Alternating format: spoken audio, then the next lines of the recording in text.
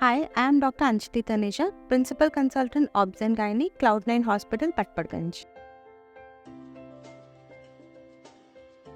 So the care that you receive from your healthcare professional during your pregnancy is what we call as antenatal care. So when you're diagnosed to be pregnant or you do a UPT at home, you visit your healthcare professional and the journey starts from there. At your visits, the visits are usually scheduled 4 weekly till 28 weeks, that is the end of second trimester, and then 2 weekly till 36 weeks, and then weekly till you deliver. The aim of antenatal care is to ensure that you and your baby are safe and we have a healthy mother and a healthy child at delivery. To diagnose any potential complications that may develop in pregnancy in time and to manage them. So at each visit with your gynecologist, your baby's growth is checked, your BP is checked, you are advised some blood test or ultrasound depending on which stage of pregnancy you are. The aim is to find out that you are going well ahead in your pregnancy and there are no complications. If any red flag is picked up, it is discussed with you and managed appropriately. What all can we pick up? We can pick up gestational diabetes, we can pick up you developing high BP,